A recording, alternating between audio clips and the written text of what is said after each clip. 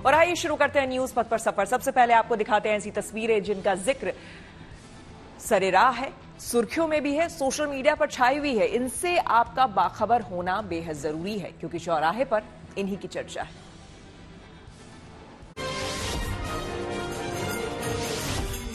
मध्य प्रदेश के बीजेपी नेता गोपाल भार्गव का एक वीडियो इन दिनों खूब सुर्खियां बटोर रहा है। दरअसल इस वीडियो में वो चंदन टीका लगाकर भगवा वस्त्र धारण किए हुए नजर आ रहे हैं। बताया जा रहा है कि वीडियो उनके विधानसभा क्षेत्र रहली के पटेरिया गांव का है, जहां पिछले दिनों श्रीमद् भागवत कथा का आयोजन किया गया था। यहाँ उन्होंने न सिर्फ श्रीमद् भागवत की कथा की बल्कि भजन भी गाए। गोपाल भार्गव मध्य प्रदेश में बीजेपी के बड़े नेता हैं। वो 9 बार से विधायक हैं और बीजेपी सरकार में 18 साल मंत्री भी रह चुके हैं। हालांकि इस बार उन्हें मंत्रिमंडल में जगह नहीं मिली है।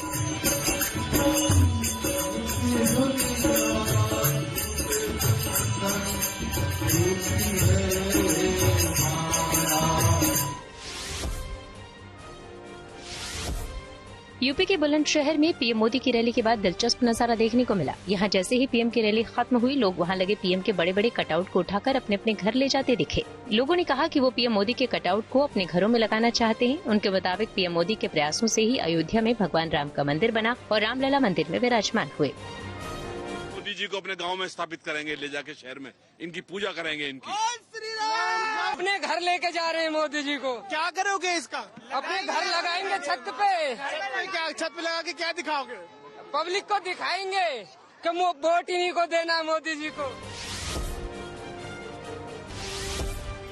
गणतंत्र दिवस से पहले जम्मू कश्मीर में सभी ऐतिहासिक इमारतों को तिरंगे वाली रोशनी से सजाया गया। इसके अलावा तमाम रास्तों पर भी रंग बिरंगी लाइट्स लगाए गए हैं। जम्मू कश्मीर और लद्दाख उच्च न्यायालय परिसर को भी तिरंगे के रंग वाली लाइटों से सजाया गया है।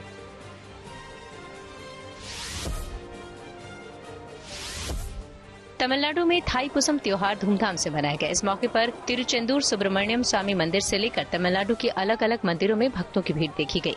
ये त्योहार हर साल पौष महीने की पूर्णिमा को मनाया जाता है। भारत के अलावा मलेशिया, इंडोनेशिया, श्रीलंका में भी इसे धूमधाम से मनाया जाता है। थाईपुसम पर्व पर भगवान शिव और देवी पार्वती के पुत्र भगवान कार्तिकेय की पूजा होती है।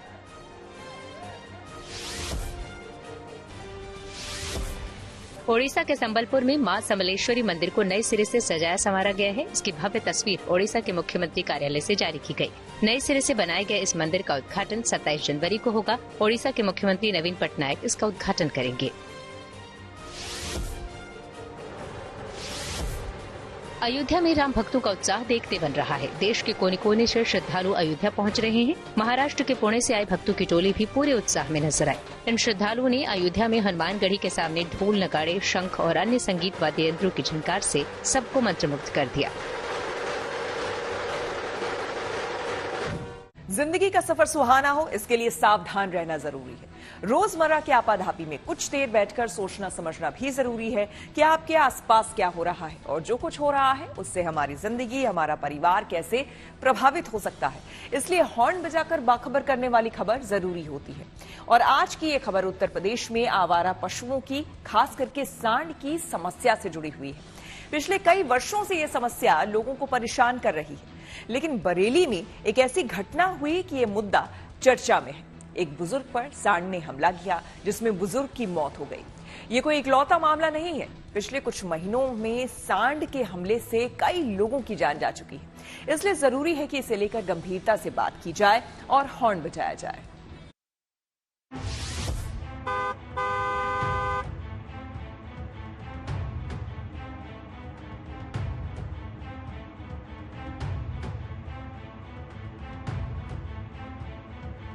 ये तस्वीर हैरान करने वाली है, डराने वाली है, क्योंकि इस वीडियो में दिख रहे बुजुर्ग की जगह कोई भी हो सकता था। बरेली में 75 साल के रिटायर्ड मैनेजर सुबह के वक्त अपने घर के पास टहल रहे थे, तभी अचानक सामने सांड आ गया। हमला बोला, बुजुर्ग सड़क पर गिर गए और उठ नहीं पाए। लाठी डंडों से किसी तरह सांड को भगाया गया, लेकिन बुजुर्ग को बचाया नहीं जा सका, उनकी मौत हो गई। मामले की जानकारी जब नगर निगम को हुई तो सांड को पकड़ने की कोशिश हुई। इस दौरान भी उसने 3 लोगों को चोट पहुंचाई। हालांकि रस्सा गले में फंसने से सांड की भी मौत हो गई, लेकिन उसके हमले की ये तस्वीर वायरल है और इसकी वजह से दहशत है। दहशत इसलिए क्योंकि सड़क पर आवारा घूमते सांड से कभी न कभी सामना होता ही है। खासकर यूपी में पिछले कुछ महीनों में सांड के हमले की कई तस्वीरें सामने आ चुकी हैं। इसलिए प्रशासन को जगाने के लिए सावधानी वाला हॉर्न बजाना जरूरी है।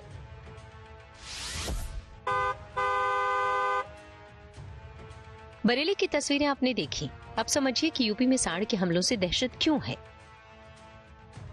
पिछले साल नवंबर में कानपुर में एक 16 साल के लड़के की मौत हो गई। लड़का 2 आवारा सांडों की लड़ाई की चपेट में आ गया था। दिसंबर 2023 में कानपुर में ही एक सांड ने 65 वर्षीय बुजुर्ग पर पीछे से हमला बोल दिया। बुरी तरह घायल बुजुर्ग की मौत हो गई। एक आंकड़े के मुताबिक पिछले साल नवंबर से अभी तक कानपुर में सांड के हमले से 7 लोगों की मौत हो चुकी है। पिछले साल सितंबर में ग्रेटर नोएडा के दनकौर इलाके में एक सांड ने 8 साल की बच्ची पर जानलेवा हमला किया। एक कुत्ते के भौंकने से सांड भाग गया, लेकिन बच्ची बुरी तरह घायल हो गई।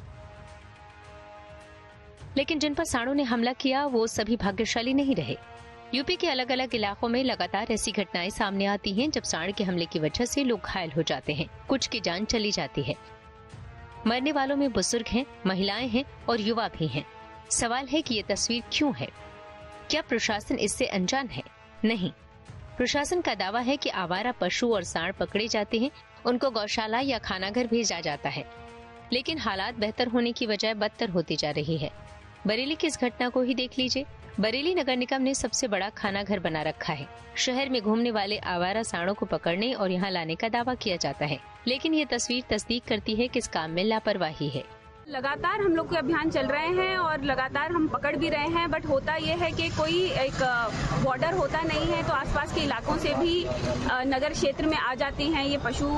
तो हम लोग लगातार इस पे कार्रवाई भी करेंगे और अब हम लोग ने एक विशेष अभियान के तौर पे 5 स्पेशल टीम लगाई हैं और जितने भी सांड और पशु हैं हमारे नगर निगम क्षेत्र में उनको दोबारा पकड़ा जाएगा। हालात ये है कि कुछ दिन पहले उन्नाव में एक सांड घूमता हुआ SBI बैंक में चला गया। सोशल मीडिया पर इस तस्वीर के बहुत मजे लिए गए, लेकिन बात हंसी मजाक की नहीं है। ये हालात कब किसके लिए जानलेवा हो जाए कहा नहीं जा सकता। ये तस्वीर देख लीजिए। भरे बाजार में एक सांड दूसरे का पीछा कर रहा है और इस दौरान किनारे बैठे एक शख्स की जान खतरे में पड़ गई। गांव में, शहर में, यहाँ तक कि एक्सप्रेसवे पर आवारा पशुओं और सांड बेफिक्र घूमते नजर आते हैं। किसी की जान न जाए इसलिए इस तस्वीर का बदलना जरूरी है, हॉर्न बजाना जरूरी है। Bureau report, good news today. सांड या फिर बेसहारा पशु उत्तर प्रदेश की बड़ी समस्या है, जो पिछले कई वर्षों से सरकार के लिए चुनौती बनी हुई है। केंद्रीय मत्स्य पालन, पशुपालन और डेयरी मंत्रालय के 2019 के आंकड़ों के अनुसार उत्तर प्रदेश में करीब 12 लाख बेसहारा मवेशी हैं, जो देश में सबसे ज्यादा है। ऐसे जानवरों को लेकर योगी सरकार गंभीर भी रही है। कई कदम उठाए गए हैं। पिछले 1 साल में अगर हम बात करें, पिछले साल 1 नवंबर से 60 दिनों का विशेष अभियान चलाया गया, जिसके तहत करीब 2 लाख गोवंश को संरक्षित किया गया। बाद में इस योजना को 16 जनवरी तक बढ़ाया गया। योगी सरकार आवारा जानवरों जैसे कि नीलगाय और सांड की चपेट में आने से मौत होने और घायल या फिर अपंग होने पर मुआवजा देती है। अगस्त 2019 से मुख्यमंत्री निराश्रित गोवंश सहायता योजना जारी है, जिसके तहत बेसहारा पशुओं को रखने वाले लोगों को राज्य सरकार प्रतिदिन 30 रुपए देती है। आवारा पशुओं को लेकर उत्तर प्रदेश सरकार गंभीर है। आवारा पशुओं को सड़कों पर घूमने से रोकने के लिए निर्देश दिए गए हैं। हालांकि जमीन पर इस मामले में लापरवाही दिखती है।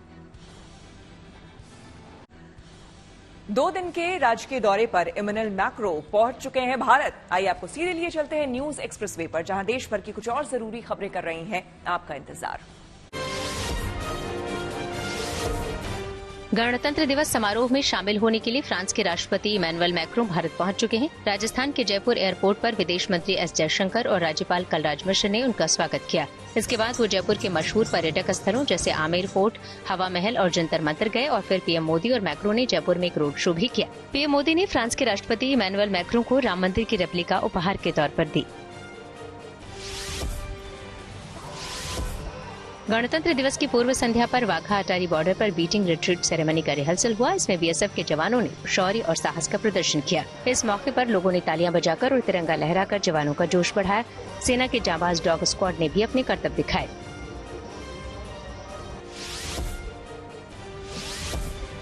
गणतंत्र दिवस को लेकर इम्फाल में भी फुल ड्रेस रिहर्सल की गई। इस दौरान वहां की लोक संस्कृति की भी झलक देखने को मिली।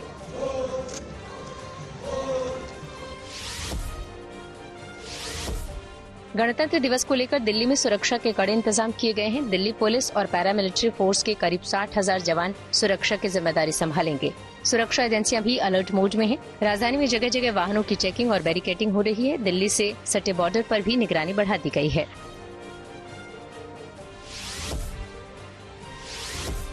पीएम मोदी ने यूपी के बुलंदशहर से कई विकास परियोजनाओं को हरी झंडी दिखाई। उन्होंने यहाँ करीब 19,000 करोड़ रुपए से ज्यादा की विकास परियोजनाओं का शिलान्यास और लोकार्पण किया। इस मौके पर सीएम योगी भी मौजूद रहे। उन्होंने पीएम मोदी को रामलला की मूर्ति भेंट की। पीएम मोदी ने बुलंदशहर में एक जनसभा को भी संबोधित किया। उन्होंने कहा कि किसानों का हित उनकी सरकार की सर्वोच्च प्राथमिकता है। खबरों के एक्सप्रेसवे से आगे रुक करते हैं सियासी ढाबे का, जहां आज की सबसे दिलचस्प खबर मौजूद है। इस वक्त पटना से लेकर दिल्ली तक जबरदस्त हलचल है। पटना में बैठकें हो रही है, दिल्ली में मंथन। चर्चा गर्म है कि नीतीश कुमार इंडिया गठबंधन छोड़कर बीजेपी के साथ आ सकते हैं। बिहार बीजेपी अध्यक्ष सम्राट चौधरी पटना से दिल्ली आ चुके हैं। अब खबर है कि अमित शाह के साथ उनकी अहम बैठक है। उधर आरजेडी अध्यक्ष लालू यादव भी एक्टिव है। विधानसभा अध्यक्ष और अपने नेताओं से बात कर रहे हैं। अब आसार है कि जल्द ही बिहार में सियासी तस्वीर बदल सकती है।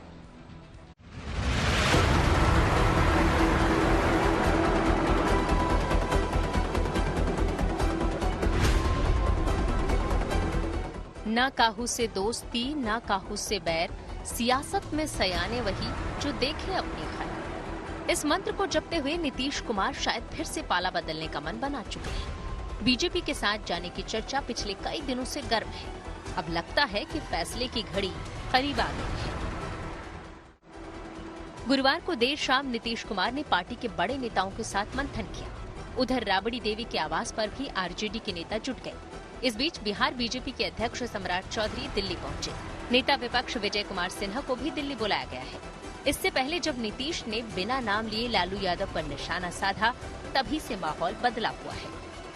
आज जननायक कर्पूरी ठाकुर जी अपने किसी परिवार को कुछ करते थे। आजकल लोग परिवार का लोग कितना करते रहता है, नेता बनता। लेकिन आजकल तो बहुत लोग अपने परिवार को बढ़ाते रहता है। लेकिन आप समझ लीजिए कि जननायक कर्पूरी ठाकुर जी कभी भी अपने परिवार को नहीं बढ़ाए। और एक ही बात जान लीजिए कि जननायक कर्पूरी ठाकुर जी से ही सीख करके हमने भी अपने किसी परिवार को आज तक नहीं बढ़ाया है, यह पक्का जान लीजिए। नीतीश ने हमला किया तो पलटवार आरजेडी की तरफ से भी हुआ। लालू यादव की बेटी रोहिणी आचार्य ने भी 3 ट्वीट किए, जिसमें बिना नाम लिए नीतीश को निशाना बनाया गया। ट्वीट पर बदलती हुई विचारधारा और नीयत में खोट का जिक्र हुआ। अपनी कमियां नहीं देखने और दूसरों पर कीचड़ उछालने का आरोप लगाया गया। खबर है कि रोहिणी आचार्य का शायराना वार नीतीश को नागवार गुजरा। नीतीश ने पोस्ट को लेकर जानकारी मांगी। इसके बाद रोहिणी की ओर से पोस्ट डिलीट भी कर दिए गए, लेकिन लगता है कि बात बिगड़ गई।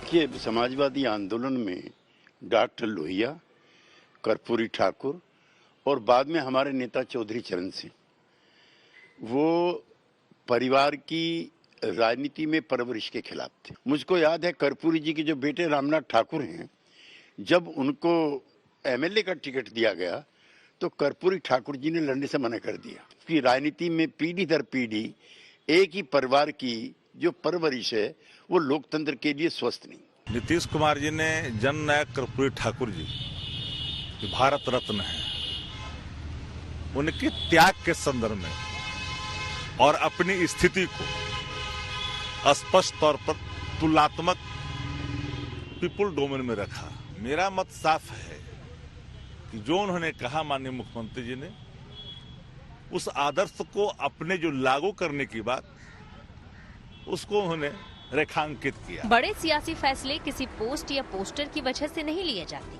वो सिर्फ हालात का आईना होते हैं। नीतीश भी अगर बीजेपी के साथ जाते हैं तो लालू यादव की बेटी या बेटे की वजह से नहीं जाएंगे। संकेत तो वो पहले से दे रहे हैं। सबसे पहले ललन सिंह को हटाकर पार्टी की कमान खुद संभाली। उसके बाद इंडिया गठबंधन के संयोजक का ऑफर ठुकरा दिया। इस तरह इंडिया गठबंधन से निकलने और बीजेपी से बातचीत का विकल्प खुला रखा। फिर राहुल की न्याय यात्रा में शामिल होने से इनकार किया और झारखंड की रैली भी रद्द कर दी। 2 दिन पहले जब कर्पूरी ठाकुर को भारत रत्न देने का ऐलान हुआ, नीतीश ने प्रधानमंत्री मोदी को धन्यवाद दिया। अब इतने इशारे तो नीतीश बाबू दे चुके, इसके बाद गलतफहमी की गुंजाइश बेहद कम है। अब बस कुछ घंटे या कुछ दिन में नीतीश खेला करेंगे, इस बात में दम है। अब समझ लीजिए कि नीतीश अगर पाला बदलते हैं तो उसकी वजह क्या होगी। इंडिया गठबंधन को खड़ा करने वाले नीतीश को पीएम पद का दावेदार नहीं बनाया गया, उल्टे सीटों को लेकर समझौता करने का दबाव था, जबकि उनकी पार्टी के ज्यादातर बड़े नेता बीजेपी के साथ जाने के पक्ष में हैं। बीजेपी के साथ लोकसभा में ज्यादा सीट और बड़ी जीत की उम्मीद है। एनडीए को 2019 में कुल 40 में से 39 सीटें मिली थी।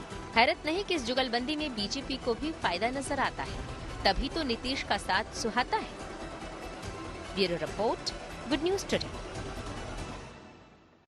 देर शाम पटना से एक फ्लाइट दिल्ली के लिए आती है। प्लेन में एक साथ बिहार बीजेपी अध्यक्ष सम्राट चौधरी और नीतीश कुमार के बेहद करीबी जेडीयू नेता केसी त्यागी सवार होते हैं।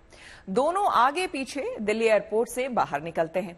ये इत्तेफाक भी हो सकता है, लेकिन इस इत्तेफाक की टाइमिंग गजब की है। दिलचस्प बात यह है कि पटना में सम्राट चौधरी नीतीश पर हमला बोल रहे हैं, दिल्ली में चुप्पी साध लेते हैं। केसी त्यागी ने बेशक जोर देकर कहा कि इंडिया गठबंधन सलामत है, लेकिन ये नहीं बताया कि नीतीश कुमार का अगला कदम क्या होगा। अचानक दिल्ली पहुंचे क्यों? क्या कह के बुलाया गया? अचानक दिल्ली पहुंचे आप? सम्राट जी क्या कह के बुलाया गया? देखिए बैठक होती है बताता हूँ। राष्ट्रीय अध्यक्ष की मुलाकात करेंगे? अच्छा ये बताइए, राष्ट्रीय अध्यक्ष से मुलाकात करेंगे आप? नीतीश अगर आते हैं ये बताइए, स्वागत करेंगे ना? अब बैठक तो होने दीजिए। गठबंधन क्या वापस क्या हो रहा है? क्या इंडिया गठबंधन सलामत रहेगा? जेडीयू का इंडिया गठबंधन का पार्ट रहेगा? इंडिया गठबंधन सलामत है। जेडीयू पार्ट है, पूरी सियासत पर जेडीयू पार्ट है। सर एनडीए में जाएंगे नीतीश जी? अभी कुछ ऐसा नहीं सर, लगातार चर्चा ये चल रही है। मुलाकात हुई है सर? मेरा 4 दिन से रिजर्वेशन है। इसी जहाज में कौन बैठा कौन नहीं बैठा है ये तो बैठने वाले तय फ्लाइट में मुलाकात तो होगी। 100 कुछ लोगों से मुलाकात थी। अच्छा, दीदी ने कहा कि राज्य के कोई फैसला लेंगे सर। नीतीश कुमार जी इसमें अगर नीतीश राज्य के दरबार की मांग के साथ मानते हैं तो आएंगे सर। हित राजहित हमारे लिए सर्वोपरि। न्यूज पथ पर आगे है धन बाजार, जहां शेयर बाजार से लेकर कारोबार तक की सभी अहम खबरें होती हैं, जिसका सीधा रिश्ता आपकी आमदनी आपकी जेब से होता है। तो तेज रफ्तार खबरों के बीच ये जरूरी खबरें छूट न जाए, इसलिए आपको सीधे लिए चलते हैं धन बाजार। शेयर बाजार में एक बार फिर से गिरावट दर्ज की गई है। सेंसेक्स 360 अंक फिसलकर 70,701 पर बंद हुआ, तो वहीं निफ्टी में भी 101 अंकों की गिरावट रही। निफ्टी 21,353 पर पहुंच गया। इस दौरान लगभग सभी सेक्टरों के शेयरों में गिरावट दर्ज की गई है।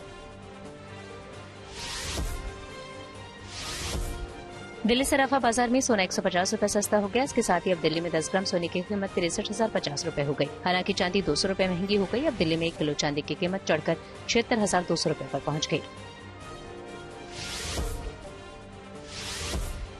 रॉयल एनफील्ड ने बुलेट का नया वेरिएंट लॉन्च कर दिया है। कंपनी ने बुलेट को नए मिलिट्री सिल्वर ब्लैक और military silver red colour option के साथ बाजार में उतारा है, जिसकी कीमत 1,79,000 रूपये रखी गई है, जबकि हाई स्टैंडर्ड वेरिएंट में गोल्डन पिन स्ट्रिपिंग की कीमत 1,97,000 रूपये है। सॉफ्टवेयर कंपनी माइक्रोसॉफ्ट के स्टॉक में लगातार तेजी देखने को मिल रही है। इस तेजी के बाद कंपनी की मार्केट वैल्यू $3 ट्रिलियन यानी करीब 250 लाख करोड़ रुपए के पार पहुंच गई है। माइक्रोसॉफ्ट इस आंकड़े को पार करने के मामले में एप्पल के बाद दूसरे नंबर पर है। ओपन एआई से करार के बाद कंपनी के स्टॉक में लगातार तेजी देखी जा रही है। और अब रुक करते हैं प्रगति मार्ग का, जहां ऐसी खबरें हैं जो कि देश की तरक्की, प्रगति और लोगों की काबिलियत दिखाती है। मुंबई के लोगों को यात्रा का नया अनुभव देने के लिए कोस्टल रोड बनकर लगभग तैयार है। इससे मुंबई के लोगों को दक्षिण ट्रैफिक से निजात मिलेगी। खास करके वर्ली से मरीन ड्राइव तक जाने में लोगों को बड़ी राहत मिलेगी। इससे समय भी बचेगा। माना जा रहा है कि जब ये कोस्टल रोड पूरी तरह से बनकर तैयार हो जाएगा तो वर्ली से मरीन ड्राइव तक जाने में महज 10 से 12 मिनट ही लगेंगे।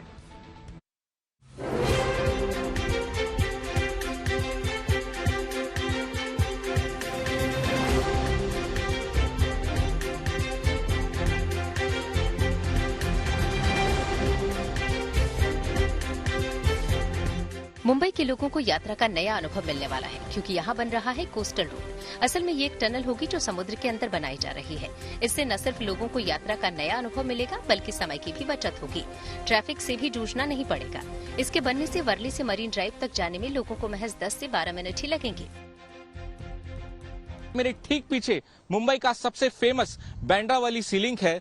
तो जब आप साउथ बाउंड ट्रैफिक यानी कि बांद्रा से वर्ली की तरफ आ रहे हो और आपको साउथ मुंबई जाना है, तो बांद्रा वाली सी लिंक से नीचे नहीं उतरना है। बांद्रा वाली सी लिंक से ही ये कोस्टल ब्रिज आपको कनेक्ट करेगा और कोस्टल ब्रिज सीधा आपको मरीन ड्राइव तक लेके जाएगा। अगर आप नॉर्मल ट्रैफिक से जाए तो लगभग 40 मिनट का समय लग जाता है, लेकिन ये जो कोस्टल रोड है लगभग 10 किलोमीटर लंबा है। इसमें ब्रिजेस है, टनल्स है और कई ऐसी खासियत है, और ये पूरा जो समय है आपका सिर्फ और सिर्फ 10 मिनट में पूरा हो जाएगा। ये कोस्टल रोड वर्ली से मरीन ड्राइव तक के लिए बनाया जा रहा है। ये 10.57 किलोमीटर से अधिक लंबी सड़क होगी। यहाँ बेस्ट बसों के लिए स्पेशल लेन भी होगी। इसमें सड़क के साथ साथ कई पार्क, जॉगिंग और walking track, butterfly garden, amphi theatre भी होंगे। इसमें 3 इंटरचेंज होंगे, एक वर्ली में, दूसरा हाजी अली में और तीसरा अमरसंस में। अच्छी बात यह है कि इस पर सफर करने के लिए कोई टोल टैक्स नहीं लगेगा। इससे न सिर्फ लोगों का वक्त बचेगा, बल्कि ईंधन की भी कम खपत होगी। माना जा रहा है कि कोस्टल रोड बनने से यात्रा का समय 70% और ईंधन की खपत 34% तक कम हो जाएगी। इसका लगभग 84% काम पूरा हो चुका है। वर्ली से मरीन ड्राइव दक्षिण की ओर जाने वालों के लिए ये रास्ता फरवरी से खोल दिया जाएगा। Saurabh Akhtania, Mumbai, good news today. News पथ के सफर में अब सोशल अड्डा का रुख कर लेते हैं, जहां आज बात होगी अयोध्या के राम मंदिर की, जहां प्राण प्रतिष्ठा समारोह होने के बाद से ही रोजाना लाखों श्रद्धालु दर्शन के लिए उमड़ रहे हैं। रामलला के दर्शन के लिए आतुर भीड़ को देखते हुए प्रशासन ने कुछ बदलाव किए हैं। आज से मंदिर में रामलला के दर्शन का समय बढ़ा दिया गया है। अब श्रद्धालु सुबह 6 बजे से रात 10 बजे तक दर्शन कर सकते हैं। इसके साथ ही मंदिर की तरफ जाने वाली सभी प्रमुख सड़कों को ट्रैफिक कंट्रोल करने के लिए बंद कर दिया गया है।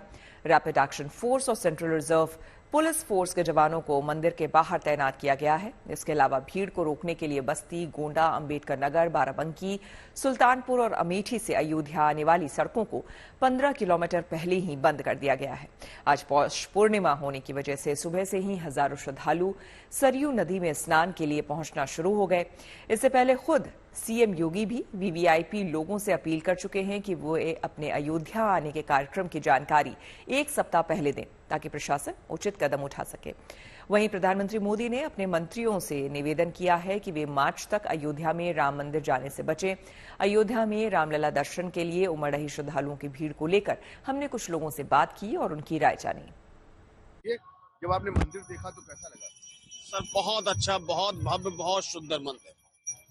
इसकी तो कोई तुलना ही नहीं कर सकता है किसी से। मंदिर बहुत लाजवाब। व्यवस्था है, वो व्यवस्था भी बहुत अच्छी कर रखी है सर, एकदम बढ़िया व्यवस्था। दर्शन के समय बड़ी भीड़ भी है, वो भी है, तो जो प्रशासन ने व्यवस्था की है, जो ट्रस्ट ने व्यवस्था की है, उसको देख के क्या लगा?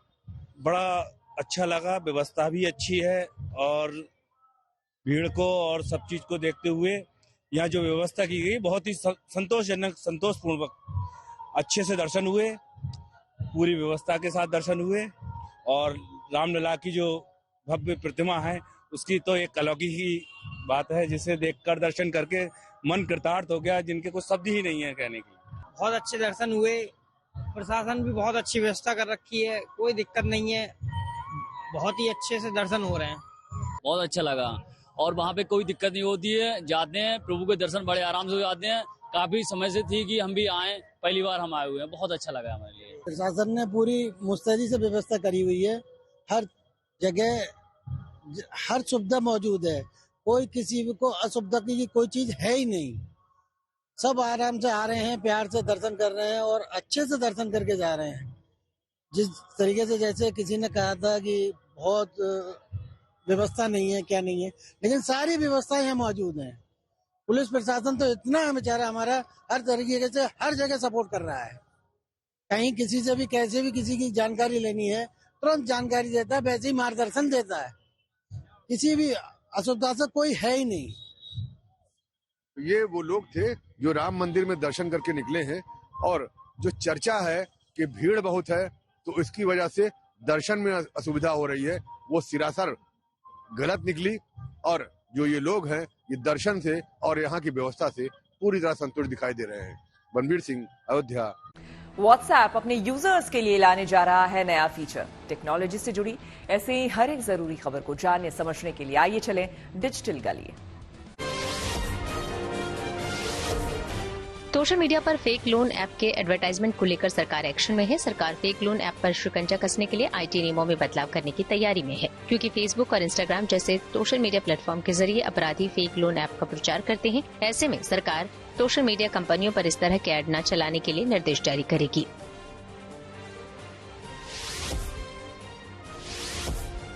गूगल ने अपना नया स्मार्टफोन पिक्सल 8 और 8 प्रो नए कलर ऑप्शन के साथ बाजार में पेश किया है। हालांकि नए कलर मिंट ग्रीन के साथ ये फोन सिर्फ 128 GB स्टोरेज के साथ ही बाजार में उपलब्ध है। बता दें कि गूगल पिक्सल 8 को पिछले साल अक्टूबर में ही लॉन्च किया गया था, जिसके बाद कंपनी ने कलर ऑप्शन के साथ नए मॉडल को फिर से लॉन्च किया है।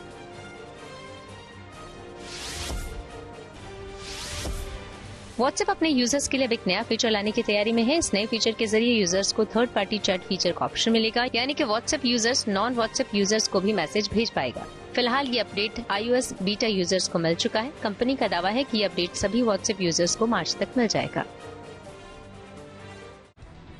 और अब से कुछ घंटों बाद देश भर में धूमधाम से 75वां गणतंत्र दिवस मनाया जाएगा। हर साल की तरह इस साल भी कर्तव्य पथ पर परेड के दौरान देश की आन बान और शान दिखाई देने वाली है। मगर इस साल गणतंत्र दिवस के मौके पर दुनिया बड़ी संख्या में मेड इन इंडिया हथियारों को देखेगी, यानी कि ये तमाम हाईटेक हथियार देश में ही बनाए गए हैं। कौन कौन से प्रमुख हथियार जमीन से आसमान तक दिखाई देने वाले हैं, देखिए हमारे इस रिपोर्ट में।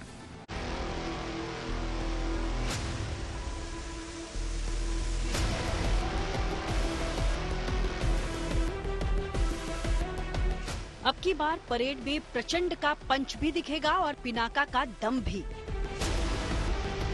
भीष्म टैंक की गर्जना भी सुनाई देगी और स्वदेशी मिसाइलों की ताकत भी।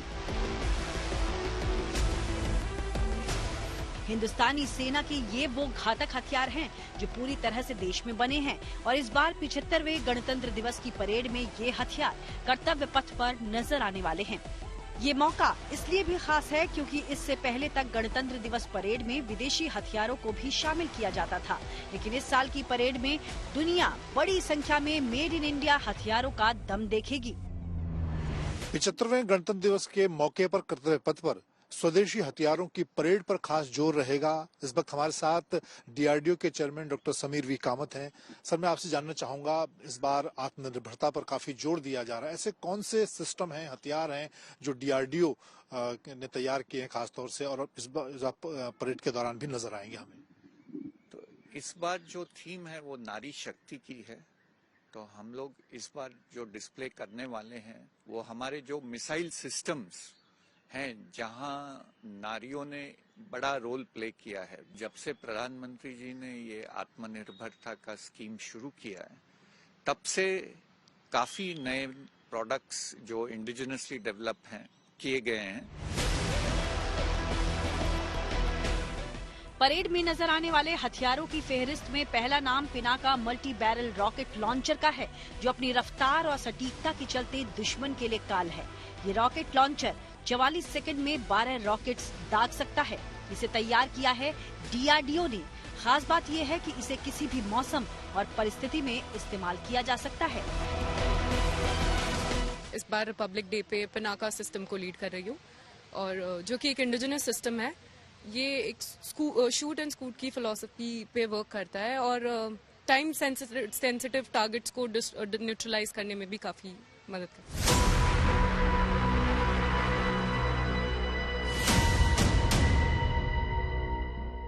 पिनाका ही नहीं, स्वदेशी टैंक BMP-2 और T-90 भीष्म टैंक को भी परेड में शामिल किया गया है।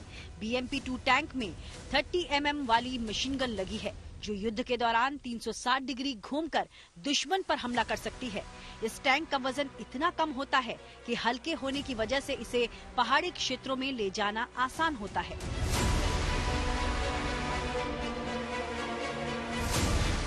वहीं T-90 टैंक भी ताकत के मामले में बेजोड़ है, जो 60 किलोमीटर प्रति घंटा की स्पीड से चल सकता है और इसकी ऑपरेशनल रेंज 550 किलोमीटर है।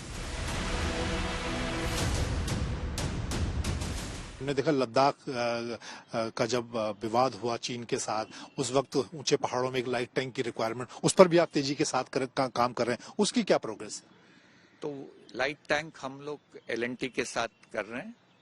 L&T हजीरा में इसका डेवलपमेंट हो रहा है।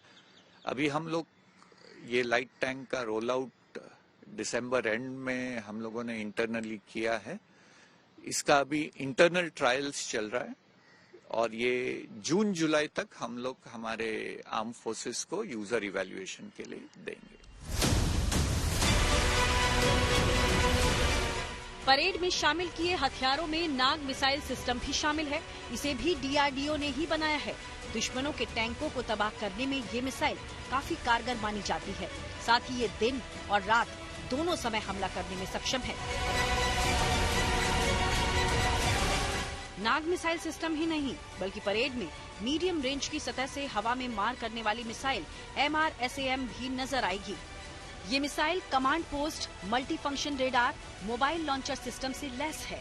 MRSAM मिसाइल हवा में 2448 किलोमीटर प्रति घंटा की रफ्तार से दुश्मन की तरफ हमला करती है। एक बार MRSAM मिसाइल को लॉन्च करने पर यह आसमान में सीधे 16 किलोमीटर तक के टारगेट को गिरा सकती है। इसकी मदद से 100 किलोमीटर की रेंज में दुश्मन के विमान, ड्रोन और मिसाइल को पलक झपकते ही तबाह किया जा सकता है।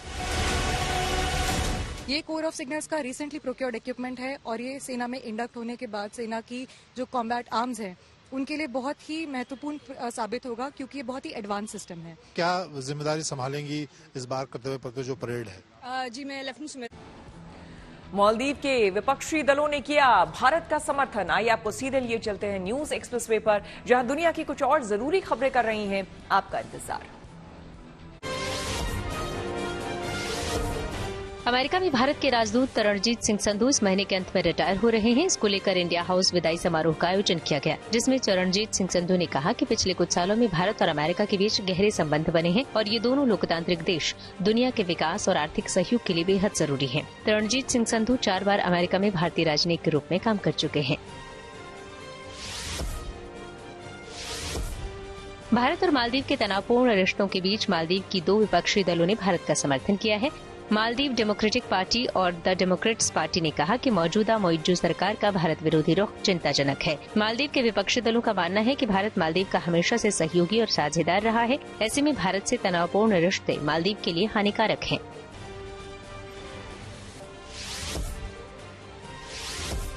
इजराइल हमास के बीच जंग थमने के आसार नजर नहीं आ रहे हैं। हमास का दावा है कि पिछले 24 घंटे में इजराइल के हवाई हमलों में 210 फलस्तीनी नागरिकों की मौत हुई है। गाजा के स्वास्थ्य मंत्रालय के मुताबिक अब तक इस जंग में गाजा में कुल 25,000 से ज्यादा लोगों की मौत हो चुकी है।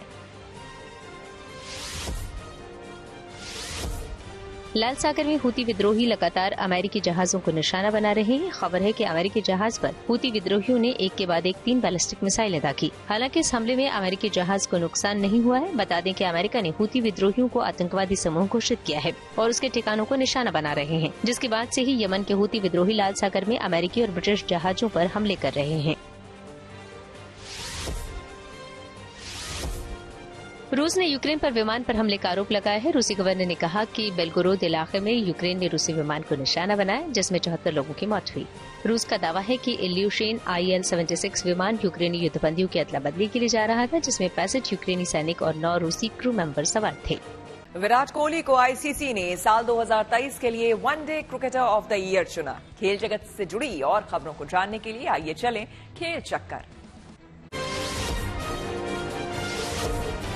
हैदराबाद में भारत और इंग्लैंड के बीच पहला टेस्ट मैच खेला जा रहा है। पहले दिन का खेल खत्म होने तक इंग्लैंड 246 पर ऑल आउट हो गई। पहली पारी में भारतीय स्पिनर्स ने कुल 8 विकेट झटके। जवाब में बल्लेबाजी करने उतरी भारतीय टीम 119 रन बना चुकी है। हालांकि रोहित शर्मा 24 रन बनाकर आउट हो चुके हैं, लेकिन यशस्वी जायसवाल 76 और शुभमन गिल 14 रन बनाकर बल्लेबाजी कर रहे हैं।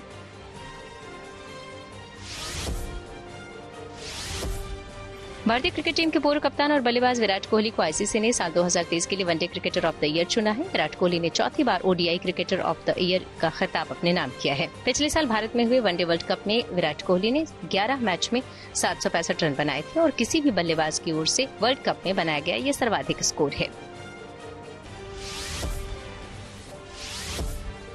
साउथ अफ्रीका में खेले जा रहे अंडर 19 वर्ल्ड कप में भारत ने आयरलैंड को 201 रन से हरा दिया है। इस वर्ल्ड कप में भारत की लगातार दूसरी जीत है। इस जीत के साथ ही भारत ग्रुप ए में टेबल टॉप पर है।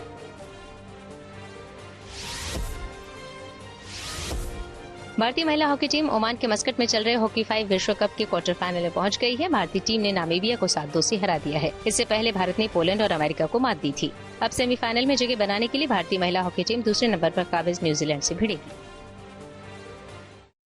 इसी के साथ न्यूज वक्त में मेरे यानी कि श्वेता झा के साथ फिलहाल इतना ही। देश दुनिया की तमाम पॉजिटिव खबरों के लिए आप देखते रहिए गुड न्यूज टुडे।